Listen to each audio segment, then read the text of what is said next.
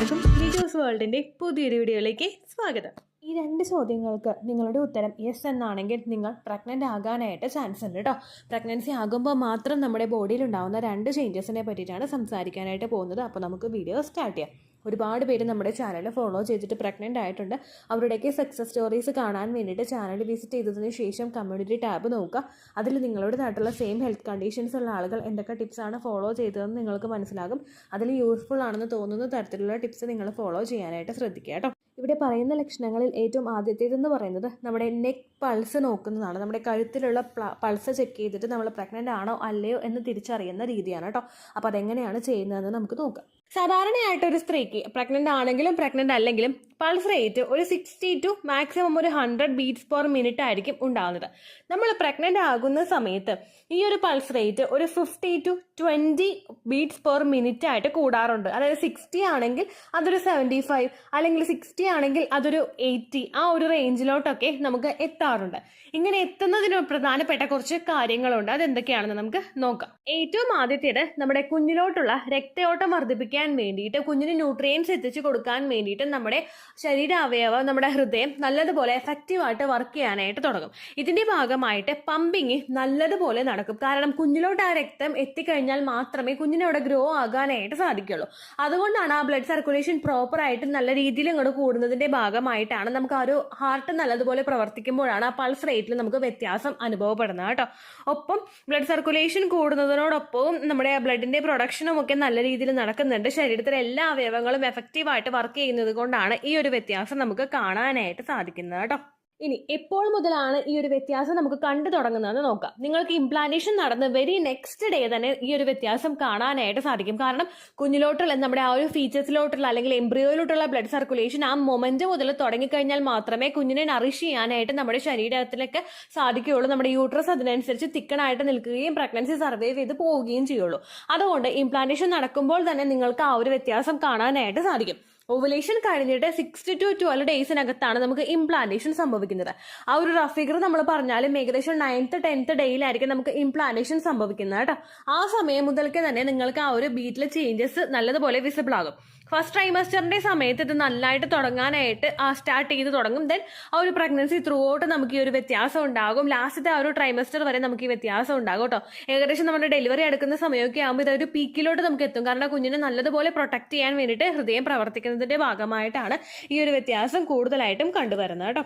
ഇനി ഇതെങ്ങനെയാണ് ചെയ്ത് നോക്കേണ്ടതെന്ന് നമുക്ക് നോക്കാം. ഇത് ചെയ്യുന്നതിന് മുൻപായിട്ട് നിങ്ങൾ കുറച്ച് പ്രിക്വേഷൻസ് എടുക്കണം. കാരണം നമ്മളിപ്പോൾ ടെൻഷൻ ആകുന്ന സമയത്ത് അല്ലെങ്കിൽ ഒരുപാട് ഫിസിക്കൽ ആക്ടിവിറ്റീസ് നമുക്ക് ഉണ്ടാകുന്ന സമയത്ത് നിങ്ങൾ ചിന്തിച്ചു കഴിഞ്ഞാൽ മനസ്സിലാകും ഹാർട്ട് ബീറ്റ് ചിലപ്പോൾ നമുക്ക് കേൾക്കാനായിട്ട് സാധിക്കും. കേൾക്കാനെന്ന് പറയുന്നത് ആ ഒരു മിടിപ്പ് നമ്മൾ അനുഭവിച്ചറിയുന്നത് നമുക്ക് ശരിക്കും ഫീൽ ചെയ്യുന്നത് പോലെ തോന്നും. അപ്പോൾ ആ ഒരു കണ്ടീഷൻ മനസ്സിൽ വെച്ചിട്ട് വേണം നിങ്ങൾ ഈ ഒരു മെത്തേഡ് ഫോളോ ചെയ്യാൻ വേണ്ടിയിട്ട്. ഇത് ചെയ്യുന്ന സമയത്ത് എന്താകും റിസൾട്ട് എന്ന് ആലോചിച്ച് നിങ്ങൾ ടെൻഷൻ ആയി കഴിഞ്ഞാൽ ഒബ്വിയസ്ലി നിങ്ങൾക്ക് ഹാർട്ട് ബീറ്റ് കൂടും. അങ്ങനെ വരുമ്പോഴേക്കും നിങ്ങൾക്ക് റിസൾട്ടിൽ വേരിയേഷൻസ് ഉണ്ടാകാനായിട്ട് ചാൻസ് ഉണ്ട്.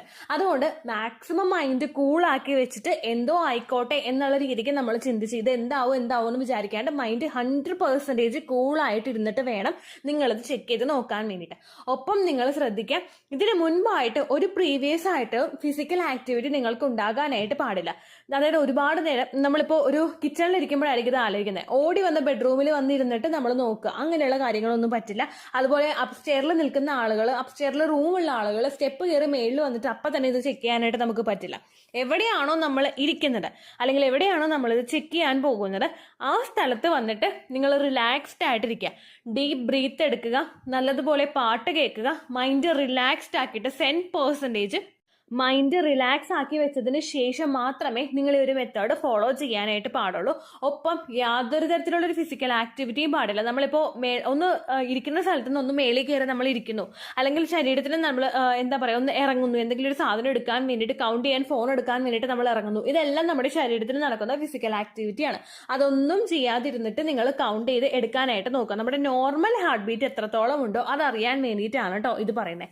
അപ്പോൾ ഇനി നമ്മളിത് എന്തൊക്കെയാണ് ഇതിന്റെ റിക്വയർമെന്റ്സ്, നമുക്ക് വേണ്ട സാധനങ്ങളൊന്നും നോക്കാം. നമ്മൾ ഏറ്റവും ആദ്യം നമ്മുടെ ഫോൺ എടുത്ത് വെക്കുക. ഫോൺ എടുത്ത് വെച്ചിട്ട് ഒരു സ്റ്റോപ്പ് വാച്ച് നമ്മൾ സെറ്റ് ചെയ്ത് വെക്കുക.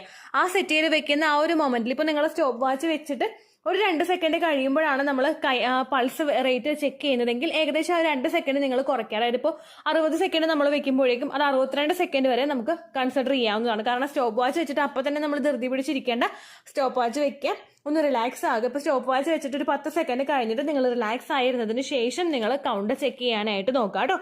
ഒപ്പം ചെക്ക് ചെയ്യുന്ന സമയത്ത് നമ്മുടെ മൈൻഡ് ഭയങ്കര റിലാക്സ്ഡ് ആയിരിക്കണം. എന്നിരുന്നാൽ മാത്രമേ നമുക്ക് കൃത്യമായിട്ട് കൗണ്ട് ചെയ്യാനായിട്ട് പറ്റുള്ളൂ. അല്ലെങ്കിൽ നമ്മൾ ആ കൂടുതൽ ഓരോ കാര്യങ്ങൾ ചിന്തിച്ച് കഴിഞ്ഞാൽ നമുക്ക് കൃത്യമായിട്ട് കൗണ്ട് ചെയ്യാനായിട്ട് പറ്റില്ല കേട്ടോ. ഇനി ഇതിന്റെ ലൊക്കേഷൻ എവിടെയാണെന്ന് നമുക്ക് നോക്കാം. നമ്മുടെ കഴുത്തിന്റെ ആ ഒരു ഭാഗത്തായിട്ട്, കഴുത്തിന്റെ നേരെ കറക്റ്റ് ആ ഒരു നമ്മൾ ഇപ്പോൾ ഭക്ഷണം കഴിക്കുന്ന സമയത്ത് നമ്മളൊരു കുടലിന്റെ ആ ഒരു എന്താ പറയുക, ഒരു കുഴലിന്റെ നമുക്ക് അറിയാലോ, ആ ഒരു ഭാഗത്ത് ഞാൻ ഇവിടെ ഇമേജ് കറക്റ്റ് ആയിട്ട് സെറ്റ് ചെയ്ത് കൊടുത്തേക്കാം കേട്ടോ. ഇവിടെ ഞാൻ ഈ കാണിച്ചിരിക്കുന്ന ഇമേജ് അനുസരിച്ചിട്ട് നിങ്ങളുടെ 3 വിരൽ, തമ്പ് ഫിംഗർ എടുക്കാനായിട്ട് പാടില്ല. നമ്മുടെ ഏറ്റവും കുഞ്ഞു വലിയ വിരൽ, നമ്മുടെ തമ്പ് ഫിംഗർ, തള്ള വിരൽ നമ്മൾ എടുക്കാനായിട്ട് പാടില്ല. കാരണം തള്ള വിരലിന് ഓൾറെഡി പൾസ് ഉള്ളത് കൊണ്ട് നിങ്ങൾക്ക് കൃത്യമായിട്ടുള്ള റിസൾട്ട് കിട്ടില്ല. അതുകൊണ്ട് നിങ്ങളുടെ ഇൻഡെക്സ്, മിഡില്, റിങ് ഈ 3 ഫിംഗർ നിങ്ങൾ എടുക്കുക. തള്ളവിരൽ മാറ്റി വെച്ചിട്ട് ബാക്കി 3 വലിയ വിരൽ നിങ്ങൾ എടുക്കുക.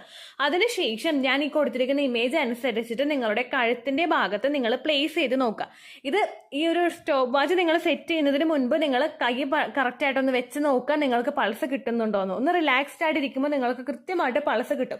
ഒന്ന് പരീക്ഷ നോക്കിയതിന് ശേഷം മാത്രം നിങ്ങളത് കൗണ്ട് ചെയ്യാനായിട്ട് ഇരിക്കുക കേട്ടോ.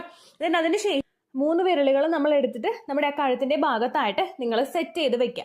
ദെൻ അതിനുശേഷം ഇതിന് പറയുന്ന കരോറ്റഡ് പൾസ് എന്നാണ് കേട്ടോ. ആ ഒരു ഭാഗത്തായിട്ട് നിങ്ങൾ സെറ്റ് ചെയ്ത് വെക്കുക. ദെൻ പൾസ് വരുന്നത് നിങ്ങൾ ഓരോന്നായിട്ട് കൗണ്ട് ചെയ്യുക. 1 2 3 അങ്ങനെ നിങ്ങൾ പറഞ്ഞ് കൗണ്ട് ചെയ്യേണ്ട, മനസ്സിൽ നിങ്ങൾ ഓരോ തവണയായിട്ട് മനസ്സിൽ നിങ്ങളിങ്ങനെ എണ്ണിക്കൊണ്ടിരിക്കുക കേട്ടോ. അതിനുശേഷം ഏകദേശം 60 സെക്കൻഡ് ആകുമ്പോഴേക്കും നിങ്ങൾ സ്റ്റോപ്പ് ചെയ്യുക. ആ സമയത്ത് നിങ്ങൾക്ക് കിട്ടുന്നത് ഒരു 60യിൽ നിന്നും എബോവ് ആയിട്ടൊരു 75 അല്ലെങ്കിൽ ഒരു 85, ആ ഒരു 70-80 റേഞ്ചിൽ നിങ്ങൾക്ക് കിട്ടുന്നുണ്ടെങ്കിൽ അത് പ്രഗ്നൻസി പോസിറ്റീവ് ആയതിന്റെ ആകാനായിട്ട് ചാൻസ് ഉണ്ട് കേട്ടോ. ഇനി അതിനേക്കാളും കൂടുതലായിട്ട് നിങ്ങൾക്ക് കിട്ടുന്നുണ്ടോ എന്ന് നോക്കുക. ഹാർട്ടിന് കംപ്ലൈന്റ് ഉള്ള ആളുകൾക്ക് ഇത് കൃത്യമായിട്ട് തിരിച്ചറിയാനായിട്ട് സാധിക്കില്ല. അതുപോലെ തന്നെ പ്രഷറിൽ വേരിയേഷൻസ് ഒരുപാട് കാണുന്നവർക്കും ഇത് കൃത്യമായിട്ട് കിട്ടില്ല കേട്ടോ. അങ്ങനെ അല്ലാത്ത നോർമലി നമ്മൾ മൈൻഡ് റിലാക്സ്ഡ് ആയിട്ടൊക്കെ ഇരിക്കുന്നുണ്ടെങ്കിൽ നിങ്ങൾക്ക് ഇത് 10% കിട്ടാനായിട്ട് ചാൻസ് ഉണ്ട്. അപ്പൊ ഇത് ചെയ്തു തുടങ്ങുന്നതിന് മുൻപായിട്ട് നിങ്ങളൊരു കാര്യം ശ്രദ്ധിക്കുക. ഓവുലേഷൻ അടുക്കുന്ന ദിവസത്തിന് മുൻപായിട്ട് നിങ്ങൾ പൾസ് റേറ്റ് ഒന്ന് നോക്കുക. അടുപ്പിച്ചൊരു 3-4 ദിവസങ്ങളിൽ നിങ്ങൾ പൾസ് റേറ്റ് ഒന്ന് മോണിറ്റർ ചെയ്തുകൊണ്ടിരിക്കുക. ഓവുലേഷന് മുൻപായിട്ട് ഏകദേശം നിങ്ങൾക്ക് അപ്പോൾ നിങ്ങളുടെ ആ പൾസ് റേറ്റ് ഏതിനകത്ത് നിൽക്കുമെന്ന് ഏകദേശം ഒരു ധാരണ നിങ്ങൾക്ക് കിട്ടും.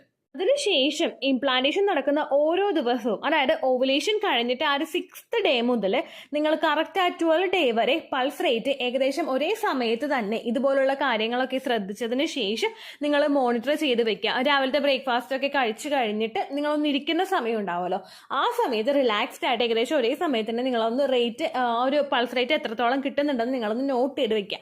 ഇതിൽ നിങ്ങൾക്ക് ഹൈക്ക് പിന്നീട് അങ്ങോട്ടേക്ക് നിങ്ങൾക്കൊരു ഹൈക്ക് നോട്ടീസ് ചെയ്യാനായിട്ട് പറ്റുന്നുണ്ടെങ്കിൽ അത് പ്രഗ്നൻസി പോസിറ്റീവ് ആയതിന്റെ സൂചനയാകാനായിട്ട് ചാൻസ് ഉണ്ട് കേട്ടോ. ഏകദേശം 100നും 60ക്കും ഇടയിലായിരിക്കും നമുക്ക് ഉണ്ടാകുന്നത്. നോർമൽ ആയിട്ടുള്ള സമയത്ത് 60 അങ്ങനെയുള്ള ഒരു റേഞ്ചിലായിരിക്കും ഇത് പോകുന്നത്.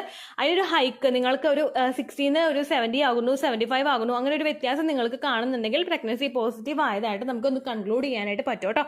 100% ഇത് കൺക്ലൂഡ് ചെയ്യാൻ പറ്റുമോ എന്ന് വെച്ച് കഴിഞ്ഞാൽ ഒരിക്കലും പറ്റില്ല. പക്ഷെ നമുക്ക് ആ ഒരു രീതിക്കും കൂടി ഏകദേശം ഒരു ധാരണ കിട്ടാൻ വേണ്ടിയിട്ട് ഇത് സഹായിക്കും. കഴിഞ്ഞ കുറേ നാൾ മുമ്പ് ഹാൻഡ് പൾസ് വെച്ചിട്ട് പ്രഗ്നൻസി ടെസ്റ്റ് ചെയ്യുന്ന ഒരു വീഡിയോ ഇട്ടിട്ടുണ്ടായിരുന്നു. അതിൽ ഒരുപാട് പേര് ഇതുപോലെ പറഞ്ഞിട്ടുണ്ടായിരുന്നു, ചേച്ചി 96 കിട്ടി, പോസിറ്റീവ് ആയി, 95 കിട്ടി, അങ്ങനെയൊക്കെ പറഞ്ഞ ഒരുപാട് പേരുണ്ടായി കേട്ടോ. നമുക്ക് 100% ഒരിക്കലും ട്രസ്റ്റ് ചെയ്യാനായിട്ട് പറ്റില്ല. അത് ട്രസ്റ്റ് ചെയ്യണമെങ്കിൽ നിങ്ങൾ കാർഡ് മേടിച്ചിട്ട് തന്നെ ടെസ്റ്റ് ചെയ്ത് നോക്കണം കേട്ടോ. പിന്നെ നമ്മുടെ മോഡേൺ മെഡിസിനിൽ, അതായത് നമ്മളിപ്പോൾ ഫോളോ ചെയ്യുന്ന ഒരുപാട് മെഡിസിൻ പ്രാക്ടീസസ് ഉണ്ടല്ലോ, അതിലൊന്നും ഈ ഒരു മെത്തേഡിനെ വാലിഡ് ആയിട്ട് അംഗീകരിച്ചിട്ടില്ല. ചൈനീസ് മെഡിസിനും അതുപോലെ തന്നെ ഒരുപാട് നമ്മൾ നെറ്റിൽ ഇതുമായിട്ട് ബന്ധപ്പെട്ടുള്ള കാര്യങ്ങൾ റിസർച്ച് ചെയ്യുമ്പോൾ ഓരോ പേജൊക്കെ കണ്ടിട്ടാണ് ഇതനുസരിച്ചിട്ടുള്ള വീഡിയോ ചെയ്തത് കേട്ടോ. അപ്പൊ ഞാനൊരു പേജ് നോക്കിയപ്പോഴേക്കും അത് മെഡിക്കലി റിവ്യൂഡ് ബൈ ഒരു ഗൈനക്കോളജിസ്റ്റിന്റെ പേര് കൊടുത്തിട്ടുണ്ടായിരുന്നു. അപ്പോൾ ഒരു ഗൈനക്കോളജിസ്റ്റ് റെഫർ ചെയ്തത് കൊണ്ടാണ് ഞാൻ ഈ ഒരു വീഡിയോ ഇതിനെപ്പറ്റി ചെയ്തത് കേട്ടോ. അതിന്റെ സ്ക്രീൻഷോട്ട് പറ്റുകയാണെങ്കിൽ ഞാൻ ഇവിടെ കൊടുത്തേക്കാം. അപ്പോൾ അങ്ങനെയുള്ളൊരു റിലവന്റ് ആയതുകൊണ്ടാണ് ഞാനൊരു പേജിൽ കണ്ടിട്ട് ഇതൊരു വീഡിയോ ചെയ്തത്. നിങ്ങൾക്ക് പറ്റുമെങ്കിൽ നിങ്ങൾ ട്രസ്റ്റ് ചെയ്ത് നോക്കുക, നിങ്ങൾ ചെയ്ത് നോക്കുക. 100% നിങ്ങൾ വിശ്വസിക്കേണ്ട ആവശ്യം ഇല്ല കേട്ടോ. കാർഡ് മേടിച്ച് തന്നെ എക്സ്പെക്ടഡ് പീരിയഡ് ഡേറ്റിന് ശേഷം നിങ്ങൾ ടെസ്റ്റ് ചെയ്ത് നോക്കാം കേട്ടോ. ഇത്രയേ ഉള്ളൂ. രണ്ടാമത്തെ ലക്ഷണം എന്ന് പറയുന്നത് പ്രഗ്നൻസി ഗ്ലോ ആണ്. നമ്മൾ പ്രഗ്നൻസി ഗ്ലോ എന്ന് പറയുന്നത് പ്രഗ്നൻ്റ് ആകുന്ന പല സ്ത്രീകൾക്കും അവരുടെ മുഖത്തിൽ സംഭവിക്കുന്ന, അവരുടെ മൊത്തത്തിൽ അവരുടെ ഒരു ചേഞ്ചസിൽ ഉണ്ടാകുന്ന ഒരു കാര്യമാണ് പ്രഗ്നൻസി ഗ്ലോ എന്ന് പറയുന്നത്. സെപ്പറേറ്റ് ആയിട്ടൊരു സിംറ്റം നമുക്ക് വേണമെങ്കിൽ ഈ പ്രഗ്നൻസി ഗ്ലോ എന്നുള്ളൊരു കാറ്റഗറിയിൽ പെടുത്താനായിട്ട് സാധിക്കും. ഇവിടെ പ്രഗ്നൻസി ഗ്ലോയിലെ ഒരു കാറ്റഗറിയിൽ നമ്മൾ വരുമ്പോഴേക്കും നമ്മൾ പ്രഗ്നൻ്റ് ആകുന്ന സമയത്ത് നമ്മുടെ സ്കിന്നിലുണ്ടാകുന്ന അല്ലെങ്കിൽ നമ്മുടെ ശരീരത്തിൽ മൊത്തത്തിൽ നമ്മൾ ഇപ്പോൾ ഡ്രസ്സ് ഇട്ട് കവർ ചെയ്യാത്ത ഭാഗത്തൊക്കെ നമുക്ക് ഫീൽ ചെയ്യാനായിട്ട് പ്രത്യേകം സാധിക്കുന്ന ഒരു ലക്ഷണമാണ് ഈ പ്രഗ്നൻസി ഗ്ലോയിൽ ഇൻക്ലൂഡ് ആവുന്നത് കേട്ടോ. ഇപ്പോൾ പ്രഗ്നൻസി ഗ്ലോ എന്ന് പറയുന്നത് നമുക്ക് പ്രഗ്നൻ്റ് ആകുന്ന സമയത്ത് സ്ത്രീകളിൽ അവരുടെ ശരീരത്തിൽ ഇൻക്രീസ് ആകുന്ന പ്രൊജസ്ട്രോൺ ഹോർമോണിൻ്റെ എഫക്റ്റ് കൊണ്ട് സംഭവിക്കുന്നതാണ്. പല സ്ത്രീകൾക്കും, അതായത് ഇപ്പോൾ നമ്മൾ ജസ്റ്റ് ഒന്ന് ന്യൂലി മാരീഡ് ആയിട്ടുള്ള ഒരാൾക്ക് പ്രൊജസ്ട്രോൺ ഹോർമോൺ എന്താണെന്ന് അറിഞ്ഞു കഴിഞ്ഞാൽ ചിലപ്പോൾ പറയാനായിട്ട് സാധിക്കില്ല. പ്രൊജസ്ട്രോൺ എന്ന് പറയുന്നത് നമ്മൾ പ്രഗ്നൻ്റ് ആകുന്ന സമയത്ത് നമ്മുടെ ശരീരത്തിൽ ഇൻക്രീസ് ആകുന്ന ഒരു ഹോർമോണാണ്. ഈ പ്രൊജസ്ട്രോൺ ഹോർമോൺ പ്രഗ്നൻ്റ് ആകുന്ന സമയത്ത് മാത്രം സ്ത്രീകളിൽ പ്രൊഡ്യൂസ് ആകുന്ന ഒരു ഹോർമോൺ അല്ല. നേരെ മറിച്ച് നമ്മുടെ പീരിയഡ്സിൻ്റെ ഒരു സെക്കൻഡ് ഫേസിൽ, നമ്മുടെ മെൻസ്ട്രൽ സൈക്കിളിൻ്റെ ഒരു സെക്കൻഡ് ഫേസിൽ, ഒരു ലൂട്ടിയൽ ഫേസിൽ നമ്മുടെ ശരീരത്തിൽ ഇൻക്രീസ് ആകുന്ന ഒരു ഹോർമോണാണ് ഈ പ്രൊജസ്ട്രോൺ എന്ന് പറയുന്ന ഒരു ഹോർമോൺ.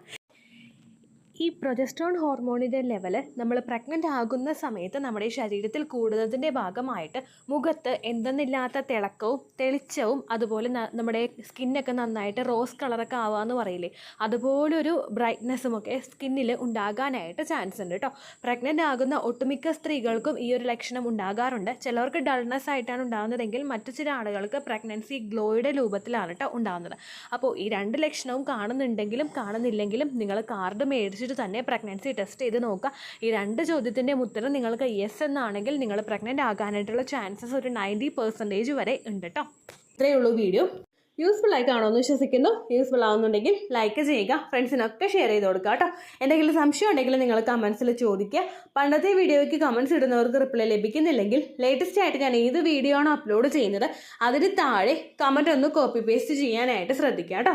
അതുപോലെ ഓവുലേഷൻ ഡേറ്റ് കാൽക്കുലേറ്റ് ചെയ്ത് തരാനായിട്ട് റിക്വസ്റ്റ് ചെയ്യുന്ന ആളുകൾ എത്രയാണോ സൈക്കിൾ ലെങ്ത് അത് മെൻഷൻ ചെയ്യാനായിട്ട് ശ്രദ്ധിക്കുക.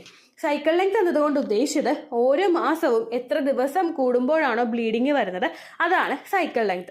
കഴിഞ്ഞ മാസം ഒരു 8-ാം തീയതിയാണ് ബ്ലീഡിങ് ആയതെങ്കിൽ ഈ മാസം 6-ാം തീയതിയാണ് ബ്ലീഡിങ് ആയതെങ്കിൽ കഴിഞ്ഞ മാസം 8-ാം തീയതി മുതൽ ഈ മാസം 6-ാം തീയതി വരെ എത്ര ദിവസമുണ്ടോ അത് കാലണ്ടറിൽ എണ്ണി തിട്ടപ്പെടുന്നതാണ് നിങ്ങളുടെ സൈക്കിൾ ലെങ്ത്.